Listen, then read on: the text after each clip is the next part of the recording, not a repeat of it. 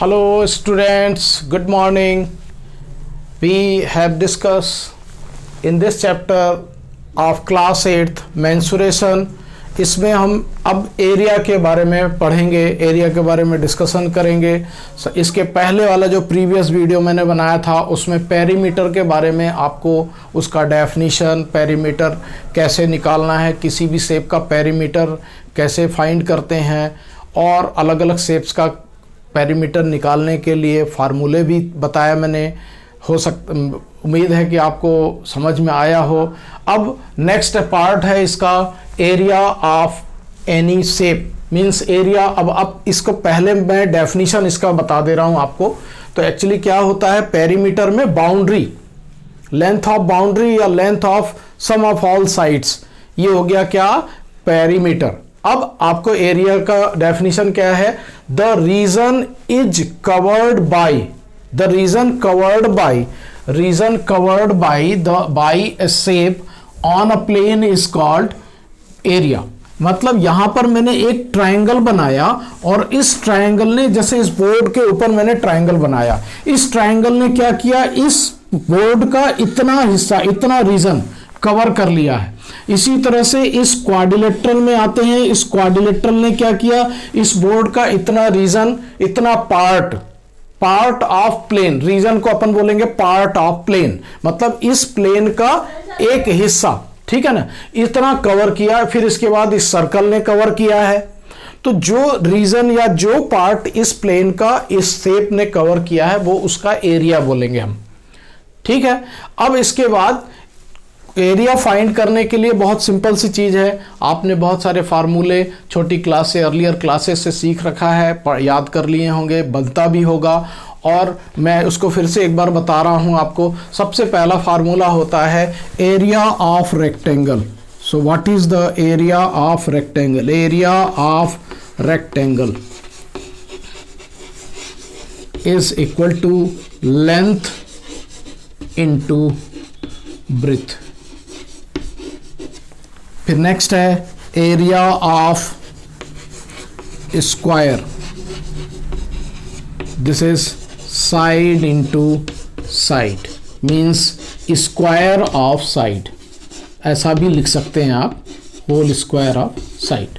फिर नेक्स्ट है area of parallelogram. तो इसमें क्या होगा, base into side. Next formula है, अब आते हैं, ये तो क्वाड्रिलेटरल्स के बारे में बता दिया मैंने, अब आते हैं इस पर ट्रायंगल में। तो area of triangle, area of triangle is equal to half of base into height. फिर नेक्स्ट है area of equilateral triangle.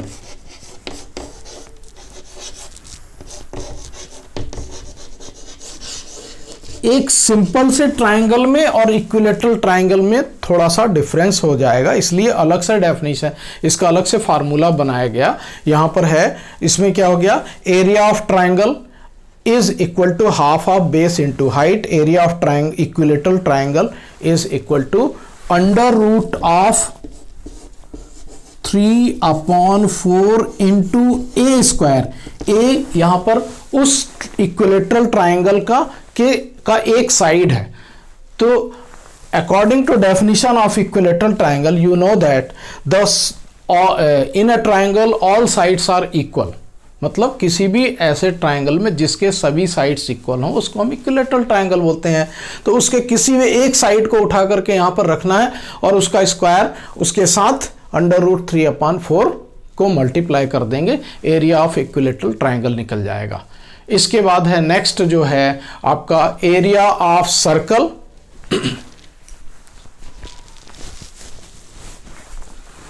Area of circle,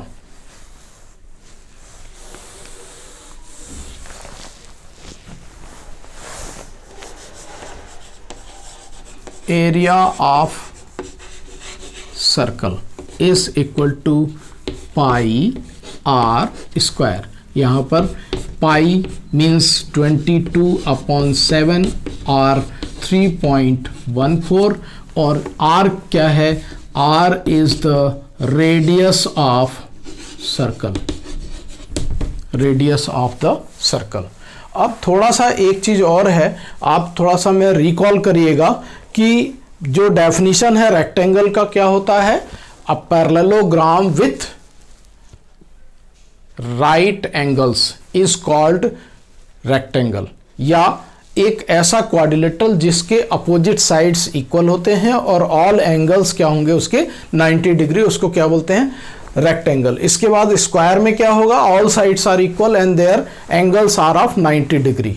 इसी तरह से यहां पर क्या हो गया, area of parallelogram, area of parallelogram. अब देखिए कि आप जैसे इमेजिन करते हैं कि रेक्टेंगल का, तो रेक्टेंगल में लेंथ इनटू ब्रेथ आपको सीधा सीधा दिख जाता है, समझ में आ जाता है कि ये आपका रेक्टेंगल बना है, ये ऐसे यहां पर ये लेंथ हो गया और ये ब्रेथ हो गया, तो आपने इसका यूज यहां पर कर दिया। इसी तरह से स्क्वायर आपने बनाया, तो स्क्वायर में क्या होगा, all sides are equal means a ऐसा, ठीक है, या एल एल कुछ भी ले लें, ठीक। लेकिन जब पैरेललोग्राम की बात करते हैं तो पैरेललोग्राम में आपका जो पैरेललोग्राम का डायग्राम बनेगा वो ऐसा कुछ बनता है, ये। तो इसकी जो नीचे वाली साइड, इसको बेस साइड हम मान लेंगे, जरूरी नहीं है कि आप इसको बेस लें, इसको भी आप बेस ले सकते हैं। दिस साइड इज बेस, हम यहां पर इसको बेस बोल दिए। और हाइट क्या होगा, दो पैरेलल साइड्स के बीच का perpendicular distance, that means this means ये यहां पर आप क्या करेंगे, ये एक परपेंडिकुलर लाइन होगा। आप जानते हैं कि ये दोनों साइड्स क्या हैं, opposite sides are parallel, these two opposite sides are parallel and these two opposite sides are parallel according to the definition of parallelogram, pairs of opposite sides are parallel. तो इस साइड और इस side के बीच का perpendicular distance आपका क्या हो जाएगा, हाइट। और अगर मान लीजिए आपने अभी इसको बेस लिया था, ये इसका हाइट हो गया, लेकिन अगर आप बोलते हैं कि नहीं इस साइड को हमको बेस लेना है, तो इस साइड के साथ अगर बेस, इस साइड को अगर आपने बेस ले लिया तो इसके साथ आपको परपेंडिकुलर यहां पर ड्रॉ करना पड़ेगा और ये इसका क्या हो जाएगा, हाइट। तो दोनों कंडीशन में आपको अलग अलग बेस मिल जाएगा और हाइट मिल जाएंगे। तो ये जिस पैरेललोग्राम में जो जिस साइड को बेस बनाया उसके रिस्पेक्ट में आपको हाइट लेना है। इस फार्मूले का यूज आपने क्लास 7th में किया था। इससे रिलेटेड जो भी प्रॉब्लम्स थे उनको आपने क्लास 7th में सॉल्व कर लिया है। इसके बाद आते हैं, इसमें क्या है, नेक्स्ट है ट्राइंगल। एरिया ऑफ ट्राइंगल कैसे निकालते हैं, तो एरिया ऑफ ट्राइंगल में अब आपका ये बेस क्या कहां पर होगा और हाइट कहां पर होगा वो मैं आपको बता रहा हूं। देखिए ये हो गया, suppose that here a triangle is given, एक ट्राइंगल, और आप जानते हैं right angle triangle, this is acute angle triangle and this is right angle triangle. अब ऐसे कंडीशन में आपके पास टाइप ऑफ ट्राइंगल्स ध्यान रखना पड़ेगा कि we know that the type of triangles on the basis of angle and the type of triangles on the basis of side. तो इस फार्मूले का यूज आप कहां पर करेंगे, जब ट्राइंगल्स के का बेस और परपेंडिकुलर दिया हो। तो इस फार्मूले का यूज हम एक्यूट एंगल ट्राइंगल या राइट एंगल ट्राइंगल या फिर स्केलन ट्राइंगल में करेंगे। स्केलन ट्राइंगल ऐसा बनेगा ये। इस ट्राइंगल में अब आप आइए, यहां पर क्या है, अगर ये वाला साइड इसका ये बेस है, ये बेस हो गया, तो इसके अपोजिट वर्टेक्स से एक एल्टीट्यूड ड्रॉ होगा।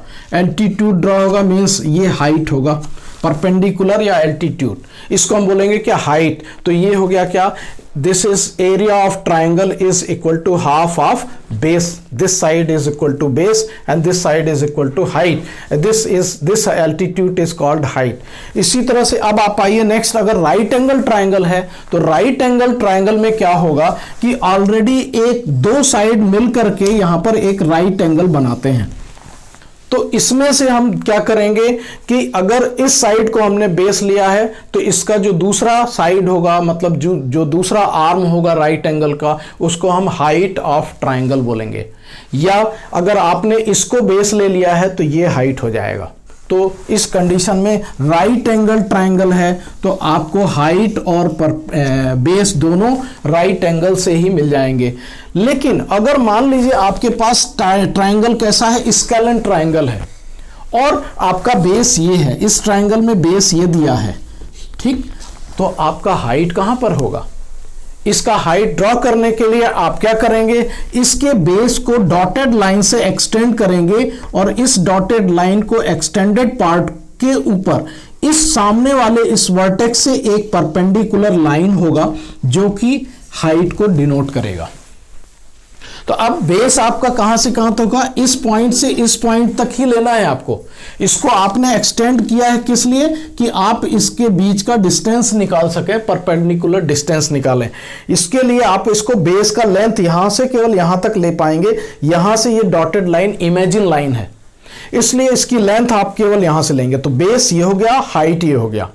तो इस तरह से आपने एरिया ऑफ ट्राइंगल का यूज किस ट्रायंगल में करना है, जब दो साइड्स मींस बेस और हाइट दिया है, और बेस और height means acute angle triangle, right angle triangle और स्केलन ट्रायंगल में इस तरह से हाइट और बेस मिलता है। फिर नेक्स्ट है, आपको मैंने बताया है यहां पर इक्विलेटरल ट्रायंगल। तो इक्विलेटरल ट्रायंगल को क्या किया है, इस फार्मूले को बनाने के लिए हेरोन्स फार्मूले का यूज करना पड़ता है, जिसको कि आप क्लास 9th में, नेक्स्ट क्लास में आप पढ़ेंगे। इसका एक चैप्टर ही है हेरोन्स फार्मूला। तो उसमें उस फार्मूले से को यूज करके इसको बनाया गया है। इक्विलेटरल ट्रायंगल में क्या हो गया कि according to definition of equilateral triangle, all sides are in a triangle, all sides are equal, then it is called equilateral triangle। equilateral triangle का जो एरिया निकालना है उसको डायरेक्ट इस फार्मूले से आपको निकालना है। अगर कहीं पर आपके एक्सरसाइज में आता है तो आप इस फार्मूले को याद रखिएगा और उस पर साइड्स की लेंथ का स्क्वायर निकाल देंगे, बस और कुछ नहीं करना है। अब चूंकि ये आपके सिलेबस के आगे के सिलेबस का है, इसलिए मैं इसको डिटेल में आपको क्लास 9th का जो हेरोन्स फार्मूला वाला जो चैप्टर आएगा उसमें आपको एक्सप्लेन करूंगा।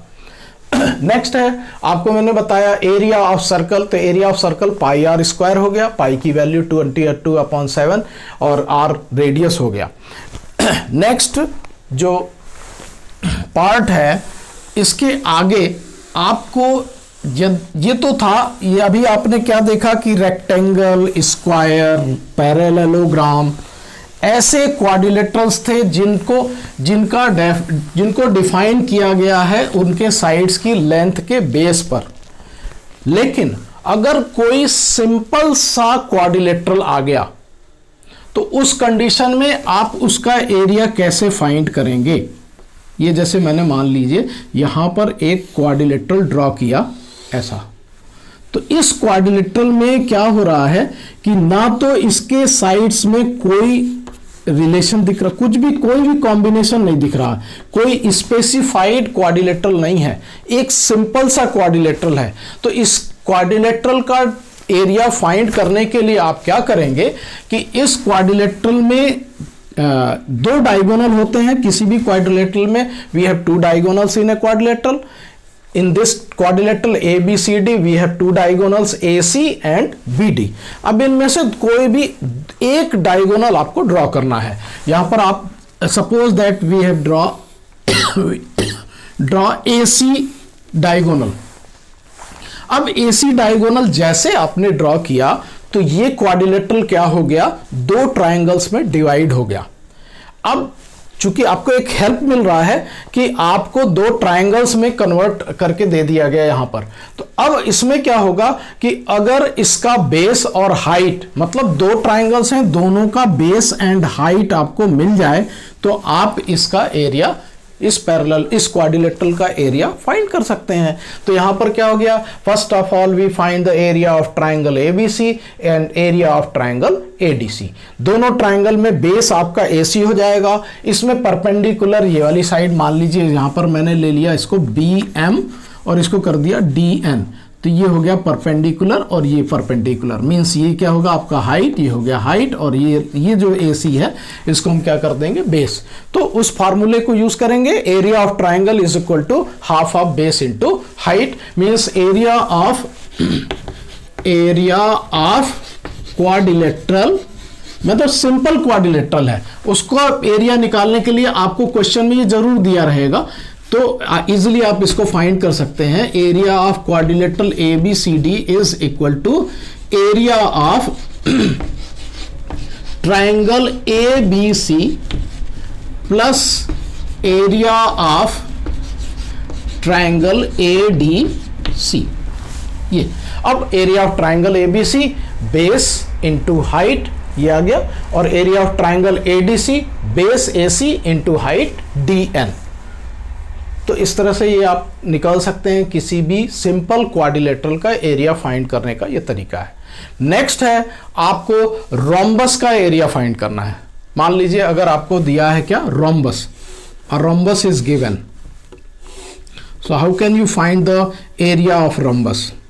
So we know that in a rhombus we have again two diagonals. So suppose that this is D1 and this is D2. तो diagonals को हम D1 और D2 से डिनोट कर देते हैं।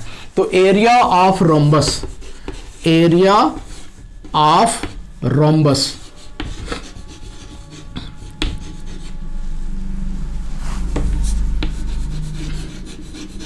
is equal to half of D1. D1 means first diagonal and D2 means second diagonal. तो जैसे इस रोम्बस का आपको एरिया फाइंड करना है, तो इसमें क्या होगा, रोम्बस में क्या होता है ऑल साइड्स आर इक्वल, तो एरिया फाइंड करने के लिए इसका डायगोनल्स को मल्टीप्लाई करके हाफ से इनटू कर देंगे, तो ये आपका एरिया ऑफ रोम्बस निकल जाएगा। इसके बाद एक और क्वाड्रिलेटरल है ट्रेपेजियम, जो कि ट्रेपेजियम का डेफिनेशन क्या होता है, a quadrilateral with one pair of opposite side is trapezium. In a quadrilateral, one pair of opposite side is parallel is called trapezium. इस क्वाड्रिलेटरल ABCD में मैंने यहां पर क्या किया, AB is parallel to DC कर दिया। Here in this quadrilateral, pairs of one pair of opposite side is parallel and the other pair of opposite side is non-parallel. तो इसका जो फार्मूला होगा वहां area of trapezium, area of trapezium is equal to half of sum of parallel sides, sum of parallel sides into height. अब आप height कहां पर है, तो ये क्या है, बेंड लाइंस है, इनमें तो हाइट होगा नहीं, इसलिए यहां पर क्या होगा, हाइट क्या होता है, perpendicular distance between two parallel sides, मतलब जो दो पैरेलल साइड्स हैं उनके बीच का परपेंडिकुलर डिस्टेंस, मतलब स्ट्रेट लाइन एक ड्रॉ करेंगे जो कि 90 डिग्री का एंगल बनाएगा, मींस परपेंडिकुलर लाइन होगा, वही इस लाइन की लेंथ क्या हो जाएगी, इन दोनों के बीच की परपेंडिकुलर डिस्टेंस और इस ट्रेपेजियम का हाइट। तो आप इसको देखिए सिंबॉलिकली कैसे लिखते हैं, मैं यहां पर बता दे रहा हूं, this is called B1 and this is called B2। तो आप इस फार्मूले को ऐसे लिखेंगे, देखिए half of B1 plus B2 into H, तो half of sum of parallel sides and into height, height H, तो parallel sum of parallel sides मैंने ले लिया B1 प्लस B2 और हाइट क्या हो गया H। तो इस तरह से मैंने आपको एरिया से रिलेटेड जितने भी फार्मूले थे मैंने आपको समझा दिया है, उम्मीद है आपको समझ में आ गया होगा।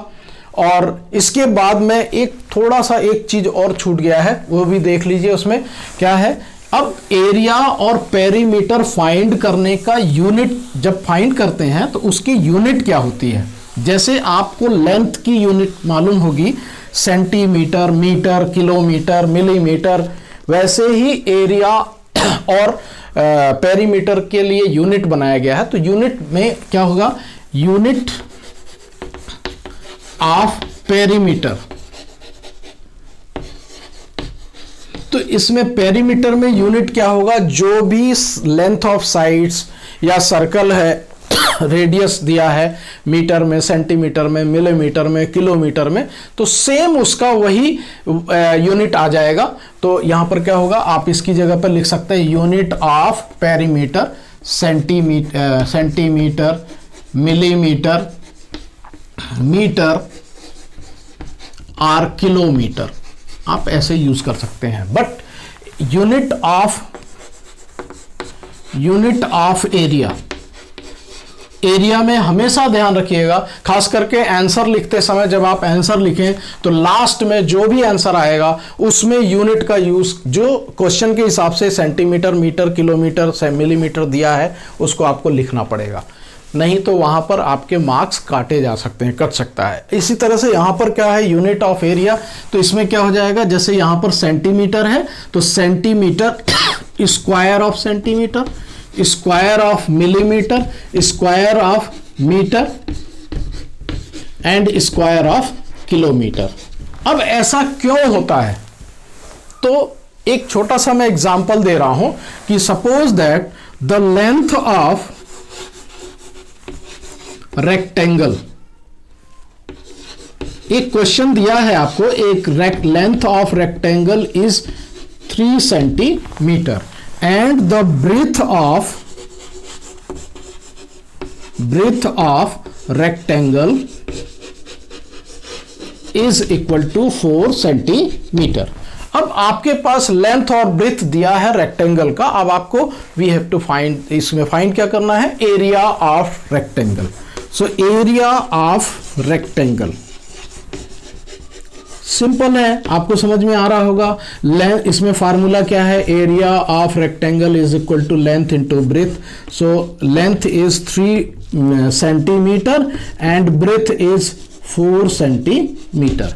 अब ये ध्यान रखिए कि आपने क्या करना है? 3 इंटू 4 कर दिया, आपको 12 मिल गया। लेकिन आपके साथ 3 के साथ क्या है? सेंटीमीटर, 4 के साथ भी क्या है? सेंटीमीटर। तो सेंटीमीटर इंटू सेंटीमीटर, यहां पर क्या हो जाएगा? Centimetre square. तो इसको समझने का एक सिंपल सा एग्जांपल मैंने आपको यह भी समझा दिया कि किसी भी एरिया को फाइंड करने के लिए, चूंकि उसमें दो बार सेम यूनिट रिपीट होता है, इसलिए हम क्या करते हैं? उसके एरिया के यूनिट में स्क्वायर लगाते हैं। अब एक चीज और ध्यान रखिएगा कि आगे की एक्सरसाइज में जैसे कुछ चीजें ऐसे आती हैं कि जैसे यहां पर लेंथ में सेंटीमीटर में दे दिया और ये मिलीमीटर में दे दिया ब्रेथ, तो उस कंडीशन में आप क्या करेंगे कि दोनों यूनिट्स को सेम यूनिट बनाएंगे। तो या तो आप सेंटीमीटर को मिलीमीटर में, ये आपका सेंटीमीटर में दिया और ये मान लीजिए मिलीमीटर में दे दिया, तो उस कंडीशन में आप क्या करेंगे कि इसको सेंटीमीटर से मिलीमीटर में कन्वर्ट करें या फिर इसके मिलीमीटर को सेंटीमीटर में कन्वर्ट करके तब आप इसका एरिया फाइंड करेंगे। तो किसी भी एरिया को फाइंड करने के लिए सभी में लागू होगा। इसमें मैं एक एग्जांपल में समझा रहा हूं आपको। ये किसी भी फिगर के लिए एरिया निकालते समय ध्यान रखना है आपको कि दोनों जो डायमेंशंस होंगे उनका यूनिट सेम होना चाहिए। Centimetre centimetre, metre metre, millimetre millimetre, kilometre kilometre. उसके बाद ही आप उसको सॉल्व करके आगे उसका आंसर फाइंड करेंगे। Okay, thank you. अब ये आपका एरिया का फार्मूला से जो रिलेटेड जो भी डाउट्स थे मेरे ख्याल से क्लियर हो गए होंगे। इनको अच्छे से अपनी कॉपी में नोट करिए और याद करिए। और एक चीज़ मैं बता दूं, फार्मूले को याद करने से, रटने से समझ में नहीं आएगा। आप जितना ज़्यादा से ज़्यादा एक्सरसाइज सॉल्व करेंगे उतना जल्दी ही फार्मूले आपको याद हो जाएंगे। तो इसलिए कोशिश ये करिए, याद करने के साथ साथ नंबर ऑफ एक्सरसाइज बढ़ाइए। जब आप बहुत ज़्यादा एक्सरसाइज सॉल्व करेंगे तो बार बार कोई फार्मूला यूज़ होगा, अपने आप आपको उसका फार्मूला याद हो जाएगा। Okay, thank you.